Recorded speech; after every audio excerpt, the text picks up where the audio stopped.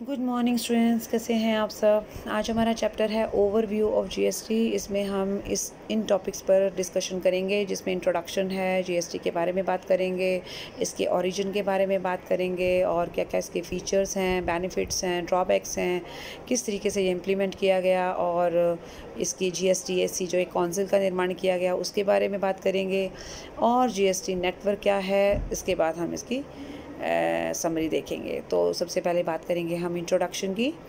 Introduction में हम बता सकते हैं कि जीएसटी का इंट्रोडक्शन जो है 1 जुलाई 2017 को किया गया। इंडिया में स्टार्ट हुआ जीएसटी और जीएसटी के आने के बाद इंडायरेक्ट टैक्स के बहुत सारे जो टाइप के इंडायरेक्ट टैक्सेस थे वो मर्ज हो गए जीएसटी में। और जीएसटी नेशनल लेवल का टैक्स है। एक वन नेशन वन टैक्स का जो कॉन्सेप्ट है वो अप्लाई किया जाता है। दो चीज़ें मेन हैं, आप देख सकते हो। एक तो इसमें कैस्केडिंग इफेक्ट हटाया गया और दूसरा जो है डबल टैक्सेशन का जो प्रोविज़न था पुराने टैक्स सिस्टम में वो एलिमिनेट किया गया। ठीक है। जीएसटी के पॉइंट ऑफ व्यू से हम देखें तो जीएसटी में गुड्स और सर्विसेज में कोई भी डिफरेंस नहीं किया जाता, पहली बात। दूसरा, इसने बहुत सारे इनडायरेक्ट टैक्सेस का सब्स्टिट्यूट है ये, ठीक है। और एक सिंगल नेशन सिंगल टैक्स है ये, पूरे नेशनल लेवल पर ये अपनाया गया है। मैन्युफैक्चरिंग से लेकर फाइनल कंजम्पशन के बीच के जो चेन है उस पर ये अप्लाई होता है।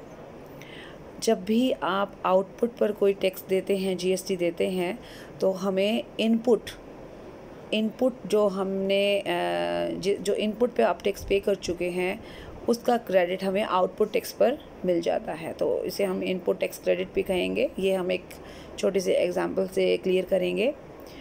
कुछ बातें हैं जो हमें ध्यान में रखनी है। एक तो ये कॉम्प्रिहेंसिव टैक्स है जो कि सप्लाई पर, डेफिनेटली ये supply of goods and services पर लगाया जाता है और पूरे नेशनल लेवल पर लागू होता है। सब्स्टिट्यूट है ये बहुत सारे इनडायरेक्ट टैक्सेस का। आप देख सकते हैं यहाँ एक लिस्ट है जीएसटी की, जिसमें VAT, sale tax, service tax, central excise tax और बहुत सारे इनडायरेक्ट टैक्सेस हैं जिसका स्थान अब जीएसटी ने ले लिया है। उसके बाद हम बात करेंगे फिर single tax levied at all stages. Single tax है, मैंने पहले ही क्लियर किया आपको। मैन्युफैक्चरिंग जहाँ की जाती है, मैन्युफैक्चर से होलसेलर को, होलसेलर से रिटेलर को एंड रिटेलर से कंज्यूमर, इस चेन पर हर स्टेज पर ये टैक्स लगाया जाता है। Tax on value addition, tax सिर्फ जो वैल्यू आप ऐड करोगे उसी पे लगेगा, ठीक है। इसको हम छोटा सा एक एग्जांपल ज़रूर लेंगे, इससे आपकी एक बात क्लियर हो जाएगी। इसको थोड़ा सा आप ऐसे करके चेक कर सकते हैं। जैसे स्टेजेस ऑफ सप्लाई चेन, आप देखोगे, मान लीजिए मैन्युफैक्चरर जो है होलसेलर को गुड्स दे रहा है। पहले हम एक कॉलम चेक करेंगे। मैन्युफैक्चरर के लिए इनपुट जो है वो 1000 रुपये का है, राइट। मैन्युफैक्चरर ने 200 रुपीज़ की वैल्यू ऐड की, राइट। उसके बाद टोटल जो है 1200 हुआ। इस 1200 में उसने रिटेलर को क्या दे दिया, होलसेलर से जब रिटेलर को गया तो जो हमारा टोटल था वो 1200 था। सिमिलरली होलसेलर ने रिटेलर को जब दिया तो 300 रुपीज़ वैल्यू ऐड करके दी। मतलब आप प्रॉफिट का मार्जिन रखो उसमें, आप 200 रुपये, जैसे उसने 200 मार्जिन रखा अपना। सिमिलरली होलसेलर ने रिटेलर को देते समय 1200 रुपये की चीज़ जो है वो 1500 में दी। सिमिलरली रिटेलर से जब कंज्यूमर को गया तो रिटेलर की 1500 रुपये की चीज़ उसने 400 रुपये और वैल्यू ऐड की। जैसे अब आप ये कह सकते हो, एडवर्टीज़मेंट होती है, पैकिंग होता है, ट्रांसपोर्ट होता है, कुछ चीज़ों के और कॉस्ट हम ऐड करते हैं, कुछ प्रॉफिट हम अपना ऐड करते हैं, तो 1900 हो गया। ये पहले 3 कॉलम आपके क्लियर हो गए क्या क्या है। एक तो इनपुट की वैल्यू जो आपने ऐड की और उसके बाद जो टोटल बना। तो मैन्युफैक्चरिंग के लेवल पर 200 की वैल्यू ऐड हुई, होलसेलर के पार्ट पर 300 की हुई और रिटेलर के पार्ट पर 400 की हुई। यहाँ तक बात क्लियर हो गई। अब आप जीएसटी चेक कीजिए। जब हम पहले लेवल पर जाते हैं तो जीएसटी जैसे 10% है, तो 1200 पर 10% लगा हमारा 120। लेकिन इसको इनपुट टैक्स क्रेडिट बिल्कुल नहीं मिलेगा, क्योंकि इनपुट टैक्स क्रेडिट हमेशा हमें इनपुट पर जो हम टैक्स पे करते हैं ना, उसका मिलता है। अभी मैन्युफैक्चरर ने ये जो इनपुट है इसका खुद का क्रिएट किया हुआ है, इसने कोई टैक्स पे नहीं किया है, इसलिए यहाँ इसको कोई इनपुट टैक्स क्रेडिट नहीं मिलेगा। तो इसको 120 रुपये जो हैं वो सरकार को GST के देने होंगे। यहाँ तक बात क्लियर हो गई। अब इसको 1200 रुपये की चीज़ जो इसने 300 रुपये वैल्यू ऐड की, 1500 की पड़ी। अब इसको अगर हम देखें GST ये कितना पे करेगा, बनता है हमारा 10% 150 रुपये, क्योंकि 1500 पर 10% बना 150, ठीक है। लेकिन यहाँ इसको इनपुट टैक्स क्रेडिट क्यों मिलेगा, क्योंकि जब इसने इससे गुड्स ली थी तो यहाँ देख सकते हो ना 120 रुपये का GST ऑलरेडी पे किया जा चुका है। तो जो इनपुट पर पे किया जा चुका है ना, 120 रुपये पे किया जा चुका है ना। देखो इनपुट होलसेलर की मैं बात कर रही हूँ, होलसेलर के लिए इनपुट टैक्स क्रेडिट हुआ ये 120 रुपये, लेकिन आउटपुट टैक्स क्रेडिट हुआ 150 रुपये। यहाँ बात क्लियर हो गई। आउटपुट मतलब इसकी आउटपुट तो 1500 है ना, तो 10% हो गया 150। इनपुट जो है 1200 रुपये का इसने लिया ना, ये 1200 ऊपर देख रहे हो ना आप, तो 1200 इसके लिए इनपुट है, जिसके ऊपर 120 रुपये टैक्स ऑलरेडी पेड है। तो आपको क्या करना है, आपको 150 रुपये टैक्स नहीं देना है, एक्चुअली आपको 120 माइनस करके सिर्फ 30 रुपये टैक्स देना है। अब यहाँ बात क्लियर होगी। इन दोनों में डिफरेंस समझ में आया आपको। मैन्युफैक्चरर को इनपुट टैक्स क्रेडिट नहीं मिलेगा क्योंकि उसने इनपुट पे कोई टैक्स पे ही नहीं किया, मतलब पहले कोई टैक्स पे नहीं किया गया।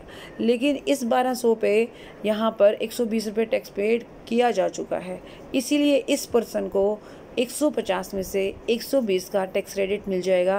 एक्चुअली ये सिर्फ 30 रुपये GST पे करेगा।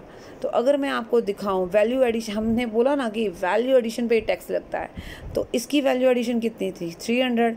अगर मैं उसका टैक्स चेक करूं तो 10% 30 बनता है। देखो फाइनली 30 दिया ना उसने, बनता था 150, इनपुट टैक्स क्रेडिट मिला 120, बैलेंस रह गया 30।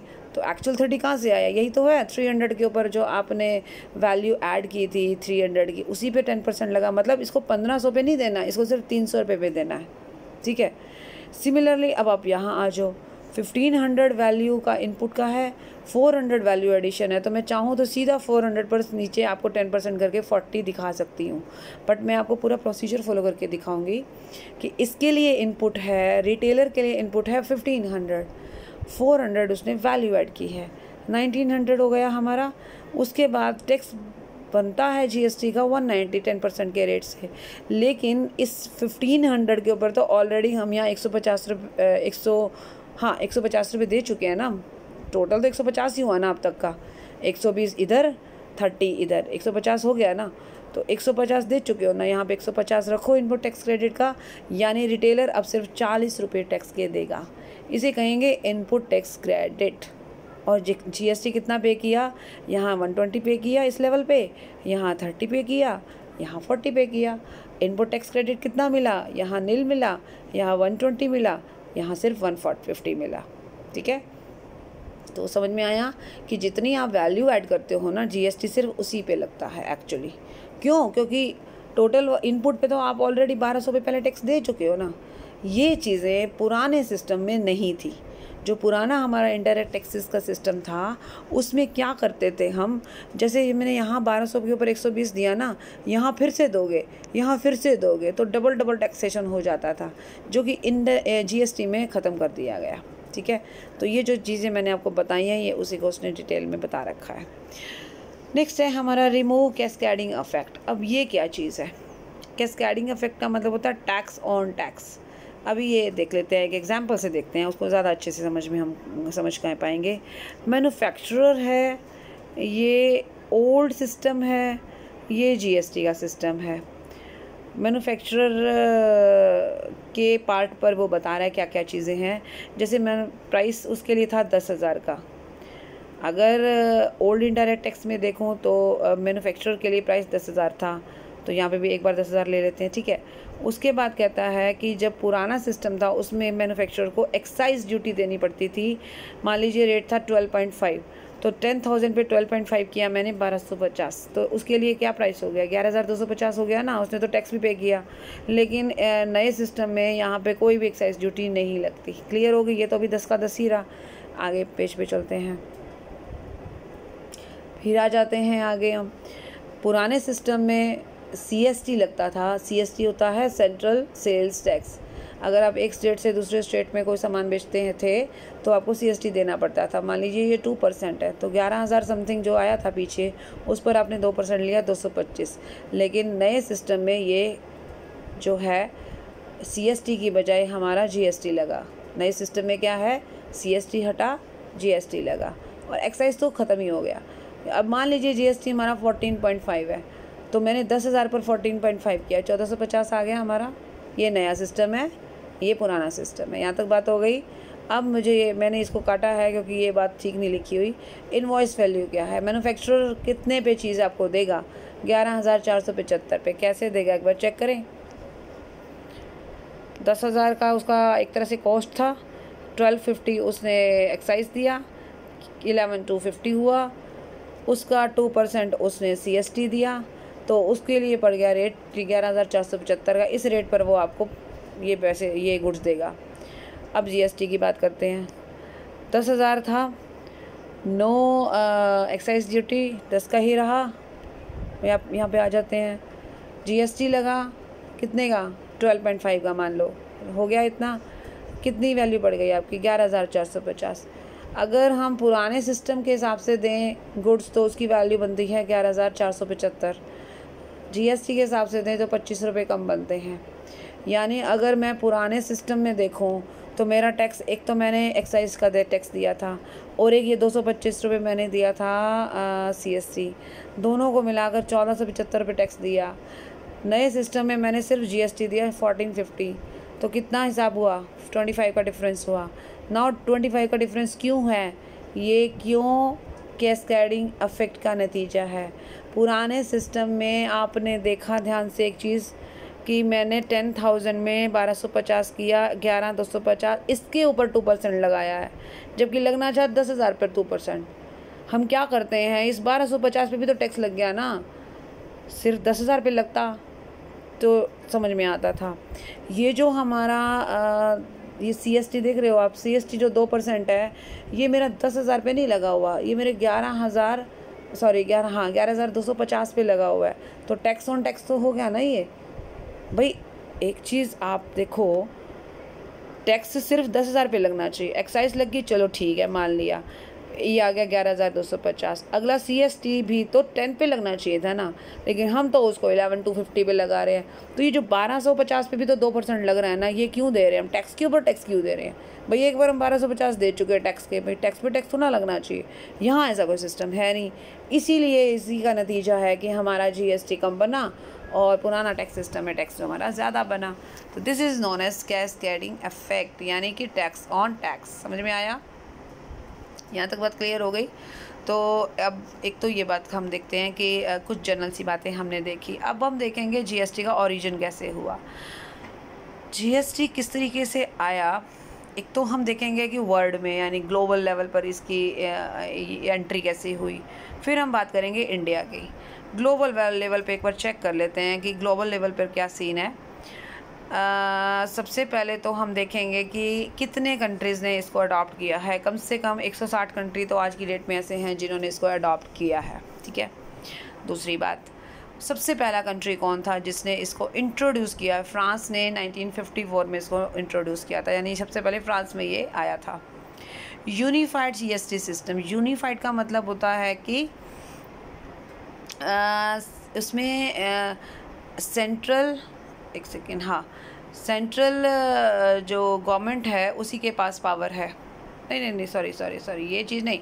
यूनिफाइड का मतलब होता है सेंट्रल और स्टेट लेवल के जो टैक्सेस हैं वो मर्ज कर दिए गए। देखा आपने, इंडायरेक्ट टैक्सेस बहुत सारे हैं, जैसे सर्विस टैक्स है वो सेंट्रल गवर्नमेंट लगाती है, ठीक है, और वैट है वो स्टेट गवर्नमेंट लगाती है। अब GST ने क्या किया, दोनों को अपने एक तरीके से कवर कर लिया। तो यूनिफाइड का मतलब होता है इसने सेंट्रल और स्टेट के कई टैक्सेस को एक तरीके से ख़त्म कर दिया और एक ही टैक्स बना दिया उसको। नेशनल लेवल GST कहाँ कहाँ लागू होता है, ऑस्ट्रेलिया, जर्मनी, स्विट्ज़रलैंड में। अभी नेशनल लेवल का मतलब समझ लो जहाँ पर सिर्फ सेंट्रल गवर्नमेंट के पास पावर है GST लगाने की। ये हम सिर्फ विश्व के बारे में, वर्ल्ड के बारे में बता रहे हैं कि वर्ल्ड में GST का क्या स्टेटस है, ठीक है। तो नेशनल लेवल जीएसटी कहाँ लागू होता है? ऑस्ट्रेलिया, जर्मनी, स्विट्ज़रलैंड में। स्टेट लेवल जीएसटी जहाँ स्टेट गवर्नमेंट के पास पावर है, यूएसए में जो जीएसटी गवर्न किया जाता है वो स्टेट्स के द्वारा किया जाता है, ठीक है। ड्यूअल जीएसटी होता है जैसे सीजीएसटी और एसजीएसटी, यानी central GST plus state GST, इसे बोलेंगे हम ड्यूअल जीएसटी। तो ये कनाडा में है, ब्राज़ील में है और इंडिया में भी ड्यूअल जीएसटी ही है, ठीक है। स्टैंडर्ड रेट ऑफ जीएसटी, अगर हम वर्ल्ड की बात करें तो 15% से लेकर 20% तक जीएसटी के रेट जो हैं वो चल रहे हैं। ये हो गई हमारी जो स्टोरी वो जीएसटी के ओरिजिन की, और इस समय उसका क्या स्टेटस है उसके बारे में। अब इंडियन कंटेक्स्ट में बात कर लेते हैं। इंडिया में 1 जुलाई 2017 को जीएसटी ने एंट्री ली थी, लेकिन वहाँ तक की जो स्टोरी काफ़ी लंबी है। 17 में तो ये एप्लीकेबल हुआ था, लेकिन इसकी स्टार्टिंग 2004 में हो गई थी। कैसे हो गई थी, एक बार हम इसके स्टेप्स चेक कर लेते हैं। एक केलकर टास्क फोर्स बनाई गई जिसने सजेस्ट किया कि जीएसटी का कुछ करना चाहिए हमें, और वैट मतलब वैल्यू एडेड टैक्स, जीएसटी के आने से पहले वैट भी अप्लाई किया जाता था स्टेट्स में। मतलब अगर एक ही स्टेट के अंदर आप गुड्स एंड सर्विसेज दे रहे हैं तो उस पर वैट लागू होता था। तो केलकर जो टास्क फोर्स थी एक तरीके से उसने सजेशन दिया कि क्यों ना वैट के बेसिस पे हम जीएसटी को ले आएँ। फिर 2006 में क्या किया, यूनियन फाइनेंस मिनिस्टर ने अपने बजट में, जो 2006 और 7 की बात है, यानी फाइनेंशियल ईयर 6 और 7 में यूनियन फाइनेंस मिनिस्टर ने इस चीज़ को रखा अपने बजट के अंदर। एक तरीके से इसका सजेशन दिया, कहने का मतलब ये है, इस विचार को रखा। 2007 में आ जाएंगे तो 2007 में क्या किया, एक एम्पावर्ड कमेटी थी स्टेट फाइनेंस मिनिस्टर्स की, ठीक है। उन्होंने क्या किया, उसने एक कमेटी बनाई गई। इस कमेटी का नाम था empowered committee of state finance. ये कमेटी बनाई गई जीएसटी के लिए, मतलब इस पर काम करने के लिए। ये थोड़ी सी स्टेप्स हैं, थोड़े से टेक्निकल हैं, थोड़े बहुत बोरिंग भी लगेंगे आपको, पर हमें पता तो होना चाहिए ना कि इसका ओरिजिन क्या कैसे रहा। अब हम आ जाते हैं 2009 में। अब ये जो कमेटी बनाई गई थी, इसने क्या किया, इसने अपनी एक रिपोर्ट पेश की। इसका नाम था फर्स्ट डिस्कशन पेपर, जो जीएसटी पर आधारित थी। 2009 में वो अपनी रिपोर्ट लेकर या डिस्कशन लेकर आई। 11 में आ जाते हैं, 150th कॉन्स्टिट्यूशन अमेंडमेंट, यानी एक संविधान में संशोधन। डेफिनेटली कोई भी इस तरीके का जब चेंज लाया जाता है तो बिना संवैधानिक संशोधन के वो नहीं हो सकता एप्लीकेबल। तो संविधान में 115वां संशोधन, मतलब एक तरीके से एक बिल इंट्रोड्यूस किया गया जो संविधान के संशोधन के लिए था। उसका नाम था 115th constitution amendment bill. Introduce किया गया लेकिन पास नहीं हुआ, क्योंकि इतना आसान नहीं होता है कोई भी बिल क्लियर करना। दोनों हाउसेस में जाता है, फिर वहाँ जाके उनकी अप्रूवल होती है। 14 में आ गए, अब स्टोरी हमारी नज़दीक आने लगी है। 2014 में क्या किया, कॉन्स्टिट्यूशन में फिर से एक बिल पास किया गया, 122वां अमेंडमेंट बिल इंट्रोड्यूस किया गया। कहाँ, 16th लोकसभा।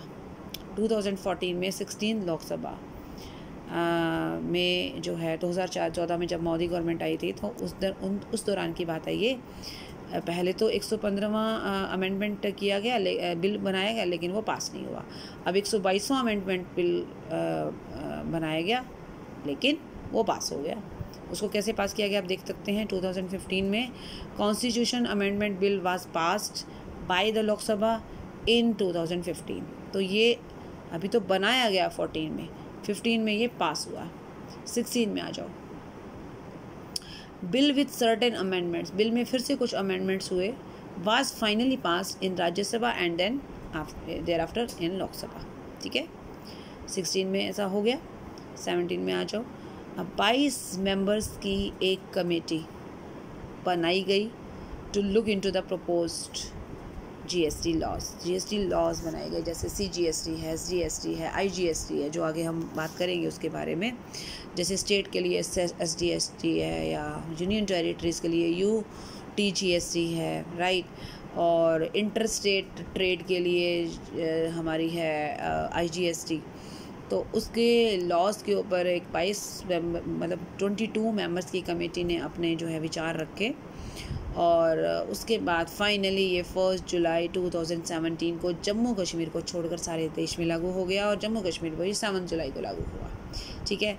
और इसने आकर एक तरीके से पूरा सीन ही बदल डाला। इनडायरेक्ट टैक्स का जो सिस्टम था इंडिया में, उसमें एक धमाकेदार एंट्री थी जीएसटी की। तो ये था इसका इंडियन कंटेक्स्ट में इसका जो ओरिजिन यानी इंडिया में किस तरीके से एंटर हुआ। तो स्टार्टिंग हमारी 2004 में हो गई थी, और चलते चलते 11 साल लग गए इसको, 13 साल सॉरी लग गए इसको पास होने में और अप्लीकेबल होने में, ठीक है। तो इस वीडियो में इतना ही करेंगे हम। नेक्स्ट वीडियो में हम फिर और बातें करेंगे जीएसटी के बारे में। Okay, bye bye, thank you and take care.